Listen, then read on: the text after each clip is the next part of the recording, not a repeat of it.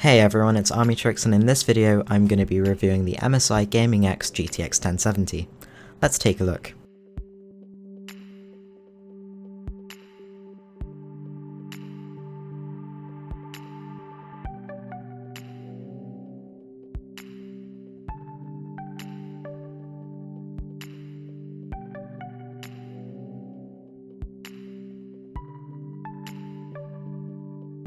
First off, let's look at the box itself and where this card comes from. So this is the MSI Gaming X box, and it's just a red and black star box, just as any other vendor's design. And inside the box you'll find another black box inside, with a small flip over cover, and once that's flipped over you'll find instructions and everything else underneath that. But once you've lifted that small box off, you'll find another sheet, which is black, covering up the actual card itself. The card itself, once that's removed, is covered in an anti-static bag, which is for its own protection. You don't want anything to short out or whatever, although however unlikely that is, they still need to protect it. And well, I have to say it is packed fairly well, and it does, well, they at least try to make up for the outlandish price tag. Moving on to the aesthetics and features, the card is undeniably very good looking, especially if you're using a red build or something that complements that colour. Additionally, this card comes with LED lighting, RGB lighting for the side where the MSI logo is. You can change that to pretty much any colour you want, and the front lighting in red next to the fans can't be changed but still lights up, and you do have an option to turn it off too. I think this looks pretty fantastic as well. However, the colour limitations are also a problem for people choosing to use this in their builds. The card itself features a dual-link DVI-D connection, one HDMI connection, as well as 3 DisplayPort connections. So I'd say this card has an optimal interface for Nvidia Surround or 4K gaming. Just to point out, I think they've also done a good job of including these red bits which go into each slot to protect it from dust if you're not using them. So if you're not going to use any particular slot, you can leave one in and it won't build up with any dust or anything, and you won't have any problems later on.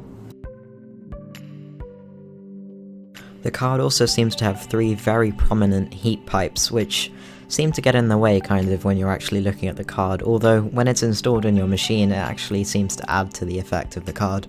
It doesn't look too bad, and in some ways you could consider it quite nice.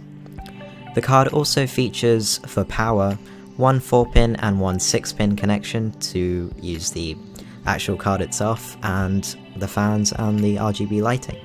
You should keep in mind that your power supply can support this before buying this card anyway. The card actually features 8GB of VRAM if you didn't get that from the name already, and uses MSI's new Twin Frozr 6 design for the GTX 1070 and 1080, whereas they had the old 5 design for the 980s and whatever they had before that, 4, 3, etc. for the series before. It of course supports DirectX 12 and is apparently VR ready, although I'm not sure what that's exactly meant to mean, since basically any card can run VR.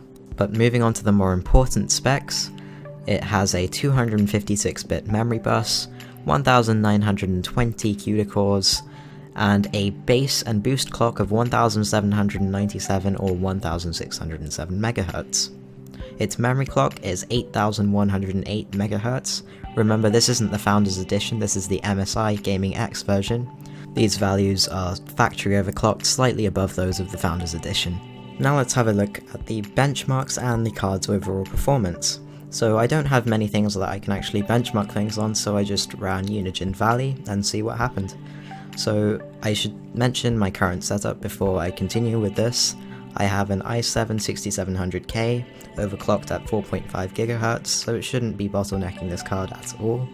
It should be perfectly fine, and I've got 16GB of DDR4 RAM. Everything should be perfectly fine with this, and we'll see what happens.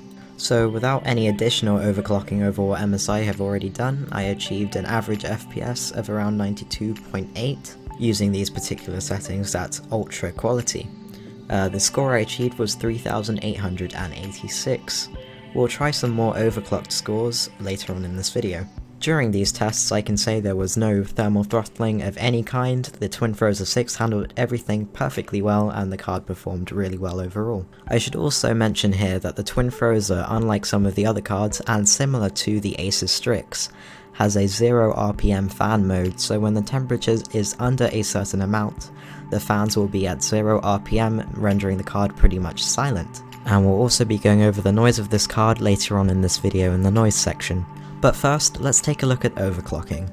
So many people have said this card doesn't overclock too well, and I don't know if I'm one of them or not, but mine overclocks decently and goes just as almost everyone else's does, a bit over 2 GHz, so I managed to get the NZXT cam software and MSI Afterburner to go above 2 GHz. I added an extra 115 MHz to the core clock, and an extra 400 to the memory clock, which is not too bad, but it's not that great either. In this video, the cam software seemed to not work, so it didn't actually register it as going over 2 GHz for some reason, and I'm not sure why this has happened, but it seems to work perfectly fine with Afterburner.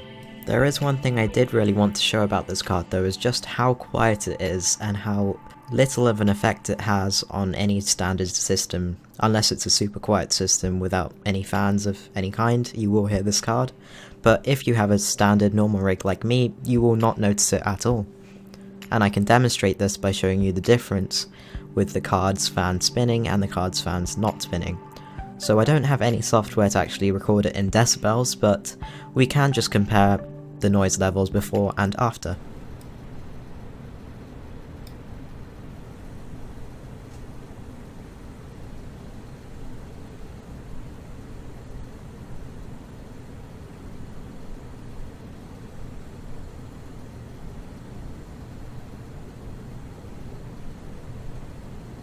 You'll notice there's basically no difference between the fans on and off because the fans spin at a low RPM around 800 and pretty much make no noise because of that. So it's perfectly fine to have the fans on or off, and this card is pretty much completely silent either way. Now let's move on to the card's overall reliability. Through my day in day out use over the last week or two of using this card, it's worked perfectly for me. At the start, I did have to uninstall all the Nvidia drivers before installing this card in, which is standard pretty much when you're upgrading to a new card.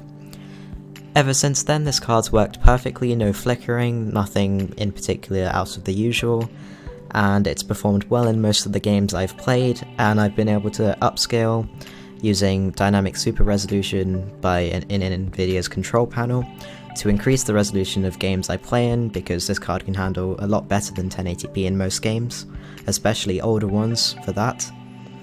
And yeah, I'd say in general it's been a fantastic card to use over the last 2 weeks, although that's not a good indicator of reliability since that takes a lot of use over several months. But since I can't do that now without delaying this video for a few months, I can't tell, but out of my use so far it's been fantastic. However, saying that, it does raise the question, is it really worth the price? So this card I actually bought from Mass Drop for around £340 or 425 US dollars, and it got shipped to the UK where I live for $25 additionally, which is about £100 cheaper overall than you can actually buy it in the UK. In the UK it costs around £460, and that's looking at the prices at Scan and Overclockers UK, which are probably the most popular online hardware retailers out there here.